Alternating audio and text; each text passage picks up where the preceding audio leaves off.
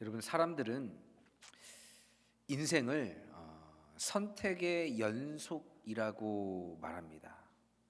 학창 시절에 어떤 학교를 내가 갈 것인가, 또 학교를 졸업하면 어떤 직업을 내가 가질 것인가, 또 결혼하고 자리를 잡기 위해서 어디에 내가 살 것인가. 그런데 가만히 삶을 들여다보면 우리 인생을 결정하는 것은 선택의 많고 적음이 아니라 내가 무엇을 중심에 두고 사느냐라는 것이죠. 여러분, 같은 선택을 해도요, 중심이 다르면 전혀 다른 인생이 됩니다. 성경에 아주 흥미로운 두 사람이 등장해요. 이 두 사람은 공통점이 아주 많습니다. 한번 누군지 맞춰보세요. 먼저 첫 번째 힌트는 둘 다 부자였습니다. 누굴까요? 아직 모르시겠죠. 두 번째 힌트는 둘 다 예수님을 직접 만났습니다. 누굴까요? 아직도 너무 많아요, 보기가? 세 번째로, 예수님을 만난 이후에 둘 다 결정의 순간 앞에 서게 되었습니다. 누굴까요? 여러분, 먼저 한 사람은 우리가 잘 아는 부자 청년이에요. 부자 청년. 그는 예수님께 조용히 찾아와 묻습니다. 선한 선생님이여, 내가 무엇을 하여야 영생을 얻겠습니까? 그런데 이 질문은 경건했고, 이 질문하는 사람의 태도도 굉장히 진지했고, 그 사람의 삶 또한 이 질문을 하기에 부족함이 없어 보이는 나쁘지 않은 삶을 살았던 청년입니다. 그런데 예수님은 그 질문 뒤에 있는 중심을 보시고 말씀하세요. 여러분, 그 중심이 뭘까요? 그건 바로 이 부자 청년이 말한 것에 답이 있어요. 선한 선생님이여, 내가 무엇을 하여야 영생을 얻으리이까? 그 중심은 바로 나였습니다. 나. 그리고 그 나라는 건 뭐냐? 바로 물질, 부였어요. 성경이 이 청년을 소개할 때 뭐라고 소개합니까? 부자 청년. 이 청년의 존재를 수식하는 언어가 부였던 거예요. 여러분, 그 중심을 보신 예수님이 바로 이 부자 청년의 나라고 하는 자기 존재, 그 부, 물질, 그걸 내려놓으라고 말씀하세요. 너에게 있는 것을 모두 팔아 가난한 자들에게 주고 나를 따르라. 이 대답이 부자 청년에게 떨어졌을 때 이 부자 청년은 자기 중심을 그대로 두는 선택을 합니다. 선택의 기로에 놓였을 때 나라는 존재, 나를 규정하는 이 물질이라는 걸 그대로 내 삶의 중심으로 둔 채 살아가는 삶을 선택해요. 그리고 성경은 이렇게 기록합니다. 그 사람은 재물이 많음으로 근심하여 돌아갔다. 여러분, 그는 재물을 선택한 것이 아니라 재물이 중심인 삶을 놓지 못한 것입니다. 그런데 성경은 이와 닮은 또 다른 한 사람을 이야기합니다. 그가 누구냐? 바로 삭개오예요. 삭개오는 부자였습니다. 그런데 어느 날 그 안에 영적 갈급함이 있었어요. 내가 돈을 모아서 일을 열심히 해서 돈을 많이 벌면 내 삶이 윤택해지고 내가 행복하게, 내가 영화롭게 살 거라고 생각했는데, 돈을 벌고 내 이웃들에게 세금을 부과해서 이익을 챙겨도 내 호주머니에 돈이 많이 쌓여도 뭔가 해결되지 않은 영적 갈급함이 있었습니다. 그런데 어느 날 자신이 살고 있는 마을에 예수라는 아주 위대한 사람이 왔다라는 소식을 듣게 돼요. 일을 마치고 그는 다급히 예수님이 있는 곳으로 찾아갑니다. 그런데 너무 늦었어요. 수많은 사람들이 군중을 이뤄서 예수님을 볼 수 없었습니다. 분명 저 멀리선 뭐라고 하는 얘기 소리가 들리는데 예수님을 볼 수 없는 거예요. 왜냐? 삭개오는 키가 작았기 때문이에요. 그런데 그렇게 어떻게 볼 수 있는 방법이 없을까? 주변을 살피던 그가 옆에 놓여져 있는 나무를 봅니다. 그래, 나무에 내가 올라가서라도 보고 싶다 하는 그 마음으로 열심히 나무에 올라가요. 그리고 나무에 올라가서 그 말씀 소리가 들리는 곳으로 시선을 옮기는데 공교롭게도 그 말씀을 전하는 예수님의 시선과 둘이 맞닿게 됩니다. 시선이 마주쳐요. 화들짝 놀랐습니다. 삭개오는 그냥 자기만 혼자 조용히 몰래 보려고 했는데 예수님과 눈이 마주친 거예요. 그런데 더 놀란 건 갑자기 나랑 눈이 마주친 그 예수라는 사람이 자신을 향해 무리를 막 옆으로 가르면서 찾아오고 있는 거예요. 속으로 생각했죠. 아닐 거야. 아니겠지. 아니야. 아니어야 해. 자신에게 이목이 집중되는 걸 원하지 않았던 삭개오는 속으로 자꾸만 중얼거렸습니다. 그런데 아니나 다를까 예수님이 그 나무 아래 오셔서 자신을 바라보시면서 말씀하세요. 삭개오야, 내려오라. 그렇게 나무에서 내려와 예수님을 마주한 삭개오. 그리고 예수님은 삭개오에게 말씀을 하시는데 예수님은 이 부자 청년에게 했던 말처럼 너의 재산을 모두 팔아서 가난한 사람들에게 나눠주고 나를 따르라 라고 말씀하지 않으셨어요. 다만 이렇게 말씀하셨습니다. 삭개오야, 내가 오늘 너의 집에 머물러야 하겠다. 그런데 아주 놀라운 일이 일어납니다. 그 말을 들은 삭개오가 스스로 예수님 앞에 이런 고백을 하기 시작해요. 예수님, 제가 얼마나 예수님의 말씀을 찾아 헤맸는지 모릅니다. 내가 내 삶의 중심이 물질로서 여기고 내가 돈을 많이 벌면 정말 내 삶이 행복할 거라고, 내 삶에 어떤 어려움도 없을 거라고 생각했는데 내 주머니 사정은 점점 좋아지고 좋아지는데도 불구하고 내 삶에 공허한 마음이 있었습니다. 예수님, 오늘 우리 집에 머무시겠다고요? 그러면 내가 내 소유의 절반을 가난한 사람들에게 나눠주겠습니다. 그리고 혹여나 내가 부당하게 이익을 챙긴 것이 있다면 4배나 되돌려 갚겠습니다. 여러분, 예수님은 요구하신 적이 없습니다. 그런데 삭개오는 중심이 바뀌자 선택이 달라졌어요. 그리고 예수님은 이렇게 선언하십니다. 오늘 구원이 이 집에 임하였도다. 여러분, 부자 청년과 삭개오, 이 두 사람의 차이는 순종의 양의 차이가 아닙니다. 그 둘의 차이는 헌신의 크기 차이도 아닙니다.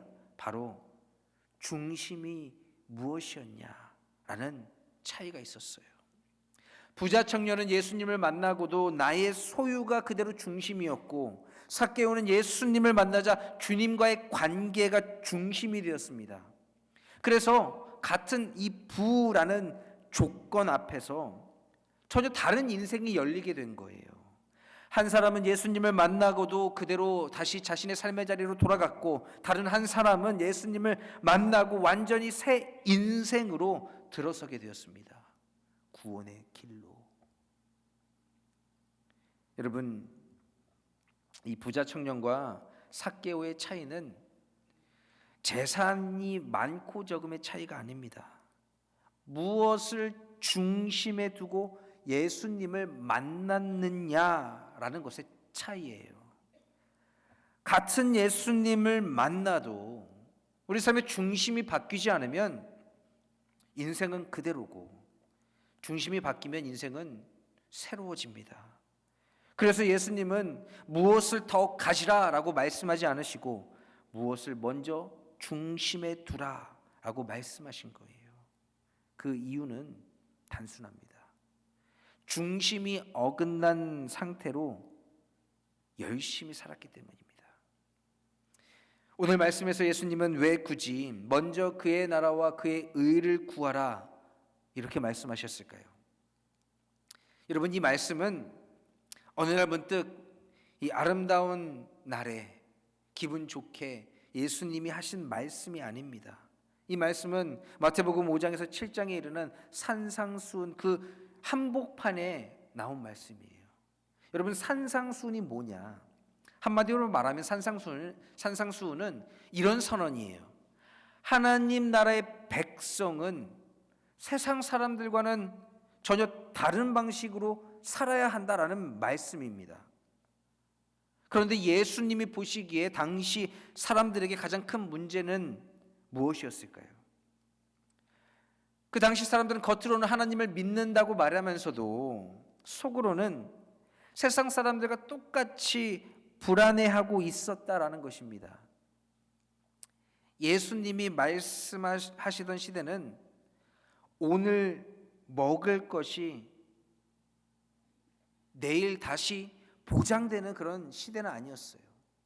오늘은 내가 먹었지만 내일은 굶을 수도 있었습니다. 오늘은 내가 따뜻한 집에 살았지만 내일은 이 집에 쫓겨날 수도 있는 상황이었어요. 오늘 먹을 게 내일 보장되지 않던 극도의 불안 속에 놓인 시대였습니다. 그래서 사람들의 마음 속에는 내일은 어떻게 되는가 라는 질문이 늘 떠나지 않았습니다. 놀라운 건 예수님은 이런 질문을 신앙 없는 질문이라고 무시하지 않으셨다라는 거예요. 오히려 예수님은 마태복음 6장 이 앞부분에서 사람들이 마음에 품고 있던 질문을 그대로 꺼내 놓으십니다. 뭐라고 말씀하시냐? 이 6장 31절에 이렇게 말씀하십니다. 그러므로 염려하여 이르기를 무엇을 먹을까, 무엇을 마실까, 무엇을 입을까 하지 말라. 즉 마태복음 6장 33절 너희는 먼저 그의 나라와 그의 의를 구하라라는 이 말씀은 예수님이 현실을 모르셔서 하신 말씀이 아니라는 거예요. 예수님도 현실을 너무나 잘 알고 계셨어요. 당시 사람들이 이 시대적 격변기 속에서 늘 염려하는 게 뭐냐? 뭘 먹을까, 뭘 입을까, 어떻게 삶을 살아야 할까? 미래에 대한 염려, 걱정을 하며 살고 있다는 걸 예수님도 너무나 잘 알고 계셨던 겁니다. 그런데 예수님은 바로 너희는 먼저 그의 나라와 그의 의를 구하라라는 이 말씀을 그 염려가 가득한 삶의 한복판에서 우리에게 주신 말씀이라는 거예요. 그리고 예수님은 조용히 그러나 분명하게 제자들과 함께 이 무리들에게 이렇게 말씀하십니다. 그런데 너희는 달라야 하는 거 아니냐? 너희는 다르지 않느냐? 너희는 하나님을 아는 사람들이 아니냐? 여러분, 이 모든 흐름 속에서 예수님의 말씀이 등장하는 거예요. 너희는 먼저 그의 나라와 그의 의를 구하라. 이 말씀은 염려하지 말라는 훈계가 아닙니다. 마음 단단히 먹으라라는 주문도 아니에요. 바로 삶의 중심을 옮기라는 선언입니다. 예수님은 이렇게 말씀하시는 거예요. 염려를 없애려 하지 말고 애쓰지 말아라. 불안을 누르려고 애쓰지 말아라. 먼저 너의 삶의 자리를 옮겨라. 중심을 바꿔라. 그러면 염려는 자연스럽게 힘을 잃게 된다라는 겁니다. 여러분, 이 말씀이 오늘 우리에게도 꼭 필요한 이유는 분명해요. 우리 역시 하나님을 믿습니다. 하나님을 예배도 합니다. 예배하러 우리 나왔습니다. 그리고 기도도 합니다. 그런데도 왜 늘 마음은 바쁘고 불안은 쉽게 사라지지 않을까요?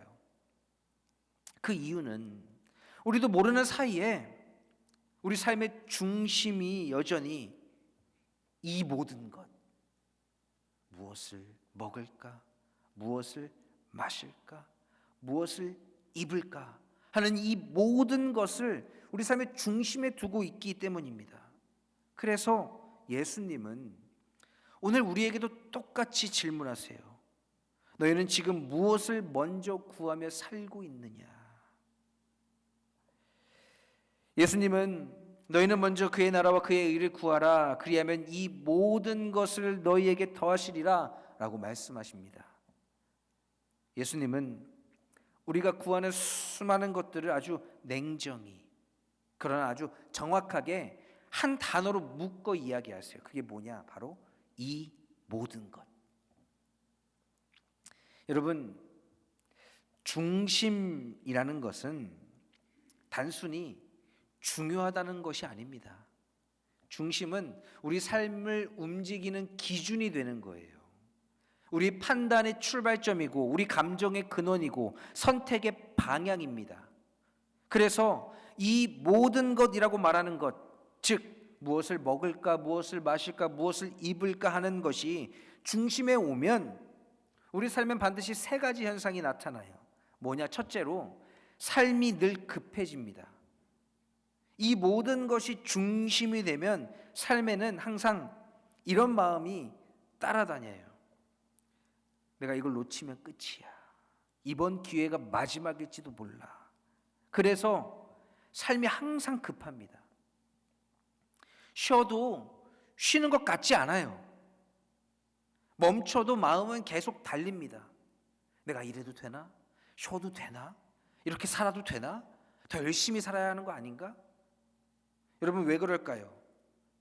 중심에 있는 것이 반드시 우리가 지켜야 하는 것이기 때문입니다. 중심이 하나님일 때는 우리는 하나님께 맡길 수 있습니다. 그러나 중심이 내 안정, 내 성취, 내 미래가 되면 그 순간부터 인생은 내가 책임져야 하는 짐이 되어버리는 것입니다. 두 번째로, 이 모든 것이 내 중심이 될 때 사람 사이에 이 관계가 사람이 관계가 아니라 수단이 되어버려요. 이 모든 것이 내 삶의 중심이 되면 사람을 바라보는 눈이 달라집니다. 의도하지 않아도 사람들은 이렇게 바라보는 거예요. 저 사람이 나한테 도움이 되는 사람인가? 저 사람이 나에게 유리한 사람인가? 유익한가? 아니면 저 사람은 나에게 쓸모없는 사람인가? 필요 없는 존재인가? 나를 불안해하는 사람인가? 관계가 목적이 아니라 기능이 자리하게 됩니다. 그래서 사랑이요, 계산으로 바뀌고 섬김이 전략으로 바뀌고 관계가 쉽게 소모돼요. 저도 여러분 참 부끄러운 고백하자면 유학생 시절에 이제 제가 교회 전도사로 사역하는데 멀리 다녔어요. 롱아일랜드까지, 뉴저지에서. 그러면 여러분 왔다 갔다 하는데 계산을 하게 됩니다. 내가 왔다 갔다 하는 이 시간에 일하면 얼마를 벌고, 왔다 갔다 하는데 톨비를 아끼면 내가 얼마를 저축할 수 있고, 기름값이면 내가 뭘 할 수 있는지, 이걸 계산하게 되는 거예요. 청년들을 만나러 가야 되는데 신방하러 가려면 그 계산이 딱 서는 거예요. 내가 그러면 이 한 명 만나자고 오고 가며 이 돈을 쓰는 게 맞나? 아, 이거 좀 교회에서 지원 좀 안 해주나? 막 이런 생각이 드는 거예요. 그런데 저 스스로도 나중에 이런 생각이 드는 겁니다. 너 좀 참 치사하다. 네 사역인데, 네가 목회자로 부름 받았는데 하나님이 채워주시겠다는 믿음도 없이 그걸 계산하고 있냐 하는 그 마음이 드는 거예요. 너무 부끄럽게. 그 순간 하나님께 기도합니다. 하나님, 제가 봐도 제가 참 못난 것 같아요. 내 중심에 이 관계가 아니라 사랑이 아니라 어느 순간 계산이 자리하고 있었습니다. 하나님, 나 모르겠어요. 하나님이 책임져 주세요. 지금 그냥 출발합니다. 여러분, 그런데 정말 놀라운 건요, 여러분, 사람이 가장 상처받는 순간은 언제일까요? 그건 바로 내가 이용당했다라고 느낄 때예요. 이용당했다. 그런데 이 모든 것이 중심이 되면 우리도 모르는 사이에 사람을 그렇게 대하게 됩니다. 이 한 명을 만나기 위해서 내가 써야 되는 비용. 왜냐하면 중심을 지키기 위해서 주변을 우리는 도구화하기 때문이에요. 그런데 여러분, 놀라운 사실이 하나 있어요. 이 모든 것을 중심에 둔 사람은 절대 만족할 수 없습니다.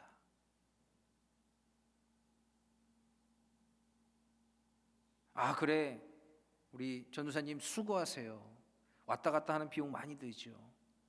그러면서 뭐 사례비 올려주고 뭐 해도, 여러분, 그러면 그런 생각 이제 안 할 줄 알죠.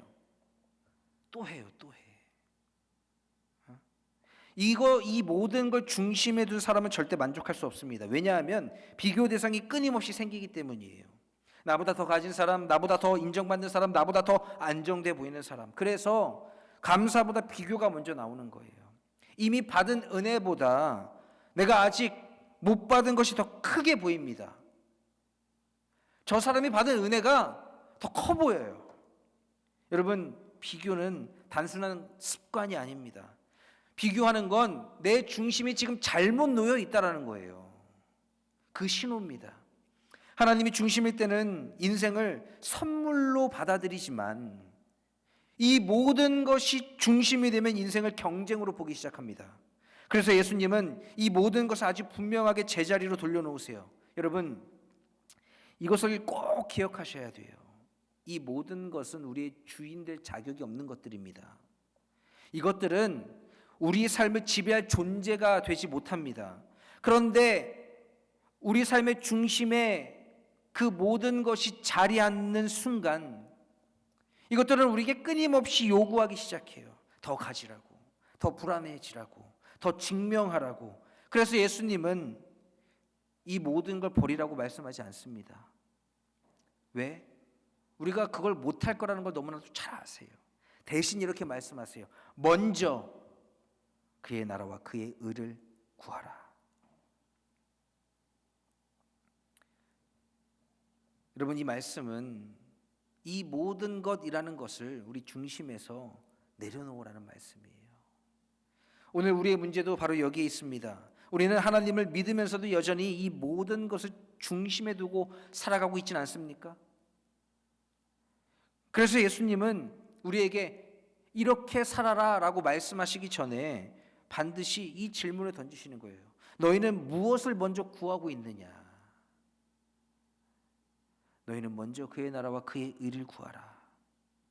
우리는 이 말씀을 너무나 익숙하게 그리고 종교적으로 들어왔습니다. 그래서 이 말씀이 현실과 동떨어진 이상적인 것처럼 느껴질 때가 많아요. 예수님의 이 말씀을 들으면서도 맞지 하면서도 이건 너무 이상적이야 라고 생각할 때가 많다라는 거예요. 하나님의 나라를 구하라 라고 하니까 어디 다른 세상 이야기처럼 들리고 실제로 어떻게 살아야 하는지 막연해져 버립니다. 그러나 예수님이 이 말씀을 하실 때 예수님은 우리에게 추상적인 말씀을 하신 게 아니에요. 이상적인 말씀을 하신 게 아닙니다. 이 말씀은 굉장히 현실적이고 구조적인 선언이에요. 예수님 우리에게 이렇게 말씀하시는 거예요. 너의 인생의 무게 중심을 내게로 옮겨라 라는 것입니다. 여러분, 사람이 뭔가 물건을 들 때 한번 생각해 보세요. 아무리 가벼운 물건이라도 무게 중심이 한쪽으로 쏠리면 금세 팔이 아프고 손목이 상합니다. 이 컵에 물이 들어있어요. 이렇게 잘 들고 있으면 뭐 괜찮습니다. 그런데 이렇게 한쪽으로 기울이는 순간, 무게 중심이 한쪽으로 쏠리는 순간, 이건 내가 그 전에 이렇게 바로 들고 있던 물컵의 무게가 아닌 거예요. 내 손목에 더 부담이 가고 더 무거워지게 느껴집니다. 반대로 무게 중심이 제대로 잡혀 있으면 생각보다 무거운 물건도 훨씬 수월하게 들 수 있습니다. 여러분, 우리가 지치는 이유는 일이 많기 때문만은 아니에요. 우리의 책임이 무거워서만도 아닙니다. 이 모든 것을 내가 붙들고 있어야 한다고 느끼는 순간 삶의 무게는 전부 우리 어깨 위로 올라오기 때문이에요. 그래서 예수님은 이를 줄이라 라고 말씀하지 않으시고 책임을 회피하라 라고 말씀하지 않으시고 중심을 옮기라 라고 말씀하십니다. 그렇다면 우리에게 질문이 한 가지 생기게 됩니다. 도대체 그러면 하나님의 나라를 구한다라는 것은 도대체 뭘 의미하는 건가? 여러분, 이 말은 교회 일에 지금보다 더 열심히 일하십시오라는 말씀이 아닙니다. 지금 하는 기도 시간보다 더 많이 배로 늘리십시오라는 말만도 아니에요. 예수님이 말씀하신 하나님의 나라는 하나님의 통치, 다시 말해 하나님이 주인이 되는 질서를 의미합니다. 그렇게 우리 삶의 중심이 바뀌면 결정의 방식이 달라져요. 이전에 우리는 아마 이렇게 물었을 거예요. 하나님, 이게 내게 유리합니까? 이 선택 안전한 건가요? 이 길이 손해나는 건 아닙니까? 그러나 하나님의 나라가 중심이 되면 질문이 바뀌게 되는 거예요. 이렇게, 하나님이 이 선택을 어떻게 보실까? 이 상황 속에서 하나님의 뜻은 무엇일까? 완벽한 답을 아는 게 아닙니다. 다만 결정의 주인이 바뀌는 거예요. 여러분, 하나님의 나라를 중심에 둔 사람의 삶은 기적처럼 갑자기 모든 문제가 사라지는 삶이 아닙니다. 여전히 우리는 해야 할 일이 있고 부담도 있고 현실의 무게도 있습니다. 그러나 결정적인 차이가 있어요. 그게 뭐냐? 그 무거운 무게를 나 혼자 들지 않는다라는 것이에요. 그래서 성공해도 인생이 망가지지 않고 실패해도 인생이 무너지지 않습니다. 왜냐하면 인생의 중심이 상황이 아니라 하나님이기 때문이에요. 여러분, 이제 우리에게 한 가지 질문이 남습니다. 그렇다면 우리가 하나님의 나라를 중심에 두고 살 때 예수님이 우리에게 약속하신 더하여 주신다라는 것, 이건 뭘 의미하는 걸까? 우리가 예수님의 이 말씀 가운데 가장 많이 오해하는 표현이 있습니다. 그리하면 이 모든 것을 너희에게 더하시리라. 여러분, 한번 솔직히 고백해 보세요. 우리는 이 말씀을 들을 때면 마음속에 이런 기대를 한편에 품게 됩니다. 그래, 그의 나라와 그의 의를 내가 먼저 구하면, 하나님이 내 삶의 중심으로 내가 모시면, 그러면 내 모든 일이 다 잘 풀리겠지. 내가 저 사람보다 잘 살겠지. 내 자녀들이 더 잘 되겠지. 내가 부족함이 없겠지. 그래서 이 말씀을 마치 보상의 약속처럼 우리는 이해해 왔어요. 그러나 예수님은 하나님의 나라를 조건으로 물질을 거래하시는 분이 아닙니다. 이 말씀의 핵심은 얼마나 더 받느냐가 아니라 누가 책임지느냐예요. 예수님이 더하시리라 라는 이 말씀을 하실 때 전제가 하나 있습니다. 그건 뭐냐? 하나님의 나라가 중심이 된 삶이에요. 그리고 그 삶에는 아주 분명한 변화가 일어나게 됩니다. 내가 책임지던 인생에서 하나님이 책임지는 인생으로 중심이 이동하게 되는 거예요. 우리가 이 모든 것을 중심에 둘 때는 모든 부담을 우리가 짊어지고 살아갑니다. 잘 돼야 되고 놓치면 안 되고 실패하면 끝이라는 두려움 속에 살아가게 돼요. 그러나 하나님의 나라가 중심이 되면 이 고백이 가능해집니다. 이건 내가 책임질 영역이 아니야. 하나님이 책임지실 영역이야. 그리고 여러분, 이게 바로 복음이에요. 여러분, 제 가정에도 잊을 수 없는 날이 있습니다. 그건 뭐냐? 저희 첫째 딸 주아가 처음 우리 가정에 태어난 날입니다. 이 신생아 아기를 안고 품에 안고 아내와 함께 기도하면서 하나님께 한 가지 질문을 드렸어요. 하나님, 우리에게 너무나 귀한 이 생명을 선물로 주셔서 너무 감사합니다. 이 선물을 우리가 어떻게 품어야 합니까? 우리가 뭘 해야 할까요? 어떻게 해야 할까요? 여러분, 사실 현실적으로 보면 이 아이는 그때 당시 저희 가정에는 선물이 아니라 부담이었어요. 짐이었어요. 둘 다 공부하는 유학생에 하루 벌어 하루 겨우 살고 겨우 렌트비 내고 겨우 근근히 정말 어렵게 살아갔습니다. 마음속에 이런 질문도 찾아와요. 어떻게 살지? 나 가장인데 어떻게 해야 되나? 아이 하나 키우는 거예요, 여러분. 현실적으로 너무 버거운 형편이었습니다. 그런데 하나님께 감사로 이 아이를 선물로 고백하며 기도하던 중에 하나님이 제게 제 부부에게 이런 마음을 주셨어요. 뭔가 너희가 이 아이를 선물로 받아들이면 너희도 다른 누군가에게 선물 같은 존재가 되었으면 좋겠다라는 그런 마음을 주시는 거예요. 그래서 둘이서 기도하면서 어떻게 하면 좋을까, 뭘 하면 좋을까 고민하던 끝에 그래, 우리가 한번 좀 의미 있게 우리 주아와 똑같은 날에 태어난 아이를 그 아이에게 우리가 사랑으로 나누자, 섬기자, 후원자가 되자. 그렇게 둘이 아내와 기도하며 결정하고 그때부터 지금까지 계속 그 아이를 후원해 오고 있습니다.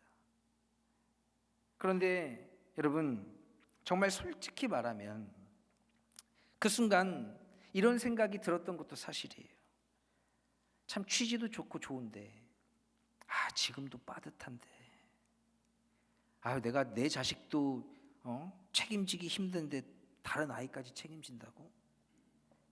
우리 부부에겐 언간생심 같은 이야기였던 거예요.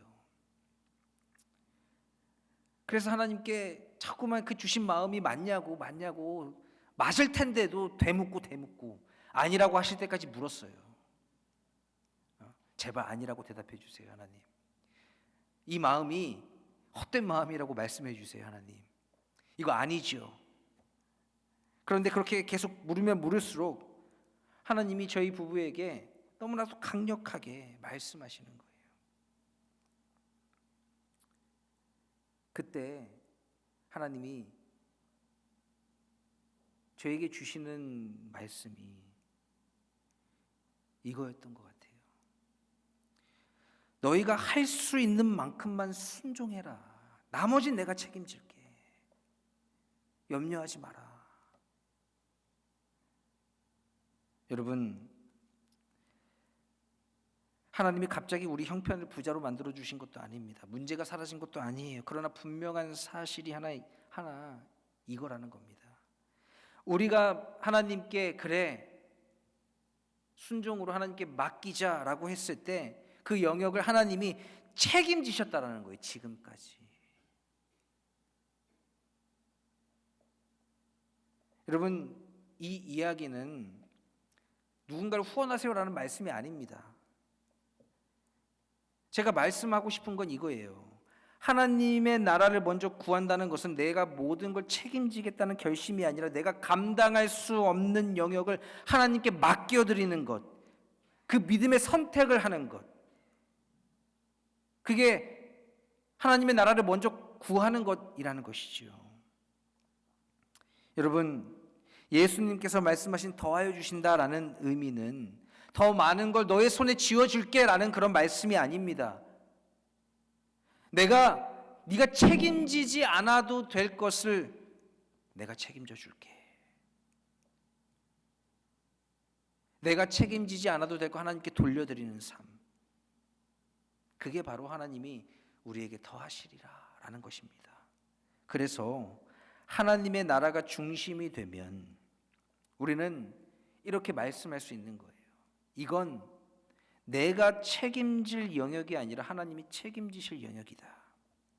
그리고 그 순간부터 인생은 가벼워지고 마음은 내려앉고 삶은 다시 숨을 쉬기 시작합니다. 여러분, 오늘 예배가 끝날 때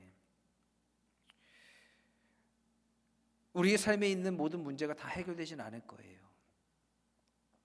그러나 우리 인생의 중심이 다시 제자리를 찾는다면 삶은 전혀 다른 방향으로 움직이기 시작할 줄로 믿습니다.